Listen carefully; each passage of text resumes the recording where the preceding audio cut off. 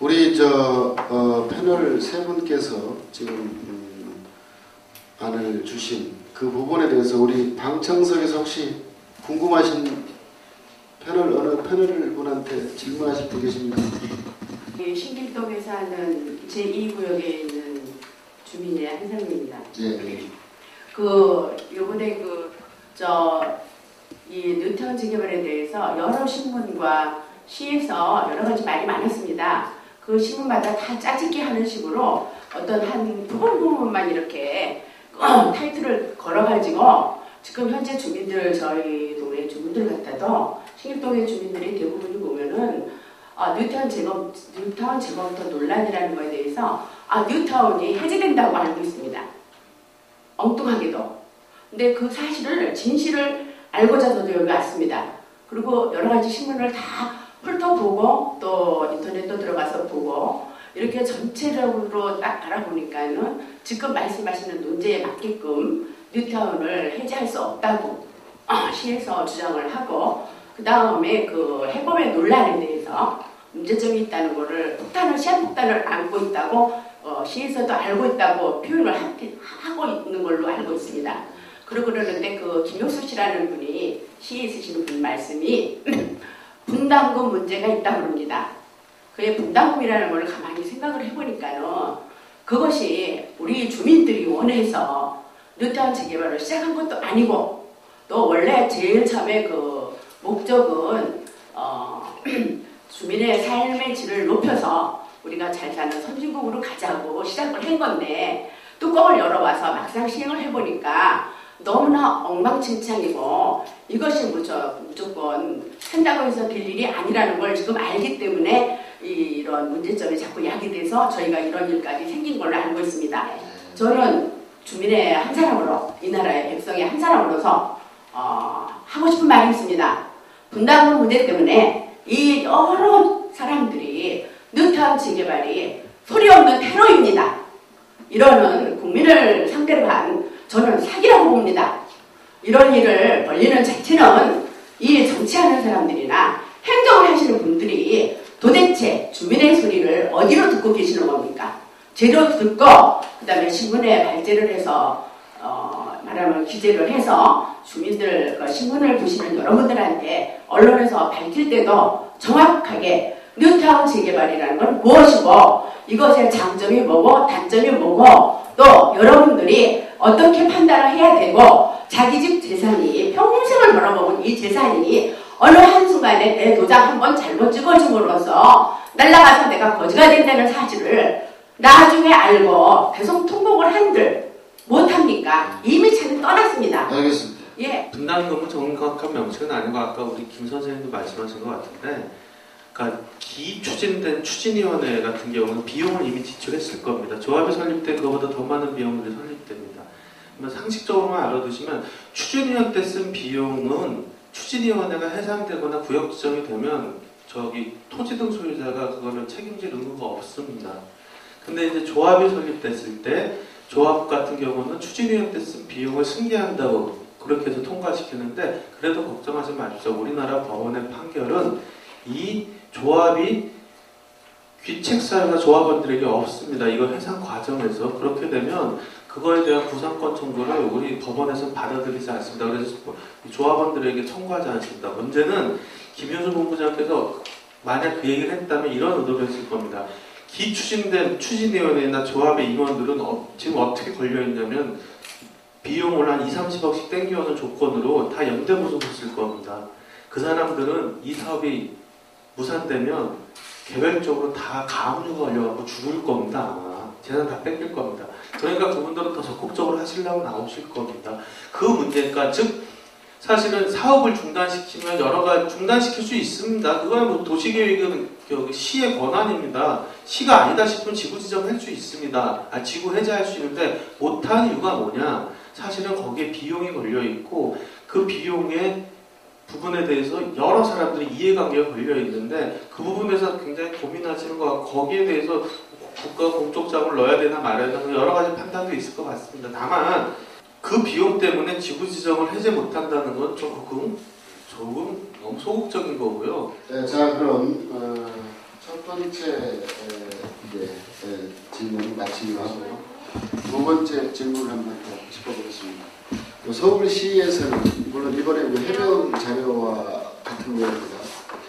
뉴타운 지구의 장기간 건축 허가 제한을 재산권 침해를 받아온 존치 구역 중에서 주민이 원할 경우에 의견을 수렴해서 건축물 신증축이 가능하도록 건축허가 제한 해제를 추진하겠다고 이렇게 했는데 이 부분에 대해서 한번 의견을 들어보겠습니다.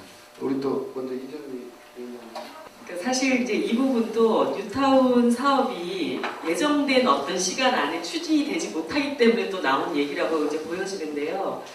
어쨌든 뉴타운 사업은 뉴타운 사업대로 이제 전면 재검토에 들어가면서 근데 이제 이 사업이 어떻게 될 건가를 결정하는 시간까지 실제로 그 존치구역 안에 있는 굉장히 낙후한 어떤 건물이라든가 정말 이렇게 집이라는 것은 주민들이 굉장히 편리하게 살기 위한 곳이잖아요. 근데 이것이 뉴타운 사업이 제대로 안 되기 때문에 이 굉장히 낙후한 시설이나 건물에서 피해를 보는 또 주민들이 장기간 방치되어서도 저는 안 된다고 보고 있거든요.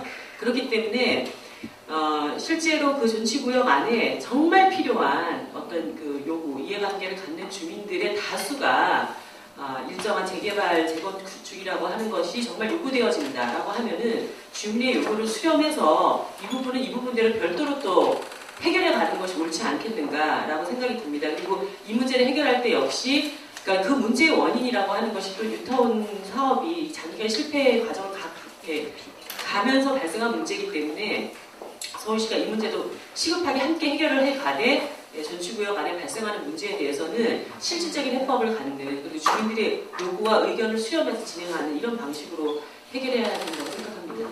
해제를 한다고 그러는데요. 건축법상 4m, 폭 4m 이상의 도로를 끼고 있지 않은 토지는 재축이나 신축을 할 수가 없어요. 따라서 행정목적 달성을 위해서 제한할 수도 있지만 행정목적 달성이 불가능할 경우에는 지구지정을 해제하는 게 당연합니다.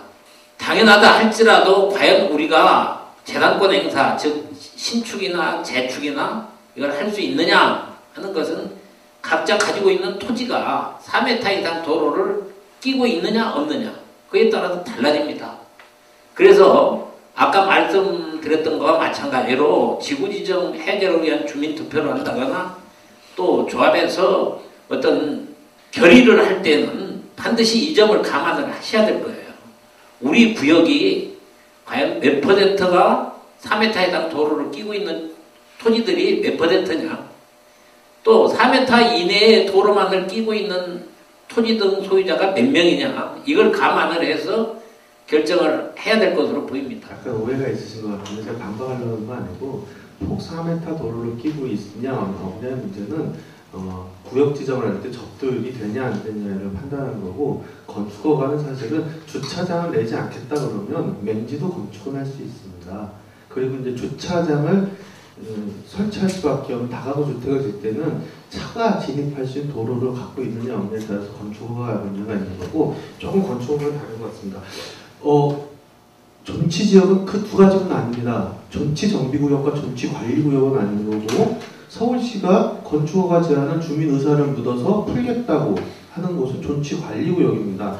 존치관리구역은 원래 뉴타운 개발 계획을 할 때는 뉴타운은 법상 주거지역은 50만 제곱미터, 중심지역은 20만 제곱미터라는 면적 기준이 있습니다. 그 이하로 내려가면 뉴타운으로 지구 지정이 될 수가 없습니다.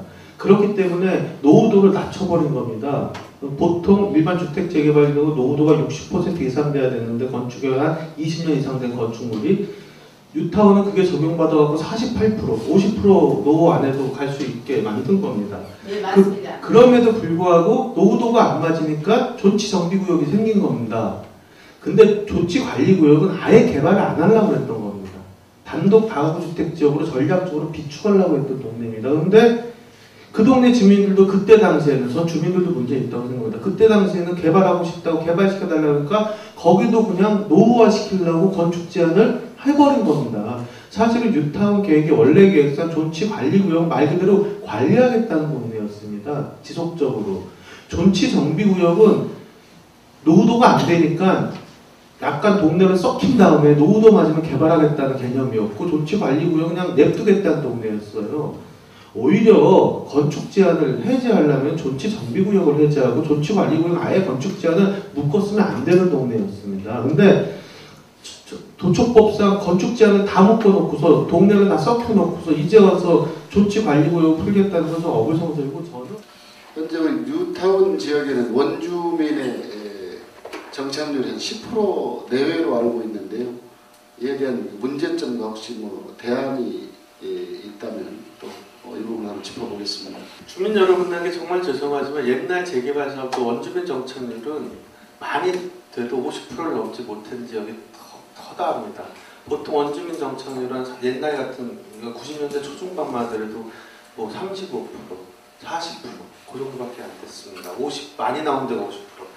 제가 말씀드렸지만 이 도시 재정비 사업인 이 주택 재개발 사업은 원주민 정착률과 전혀 상관없는 사업입니다.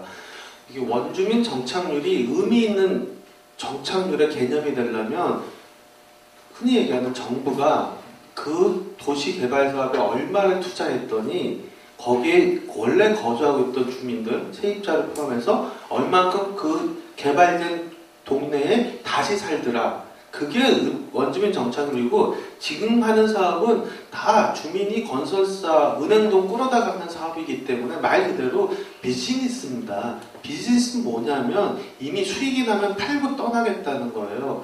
저는 원주민 정착률을 높이기 위해서 이런저런 방법을 쓰겠다는데, 원주민 정착률은 전제가 있어야 됩니다.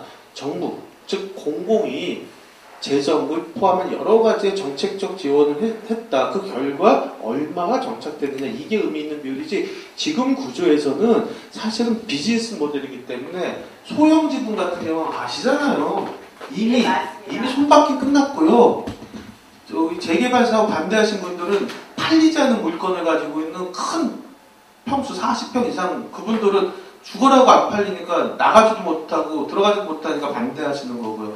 그래서 저는 원주민 정착을 따지려면 지금 방식에서 원주민 정착을 따질 수가 없다는 생각을 했고, 그래서 30% 이상 나오기가 현실적으로 어렵다는 판단입니다.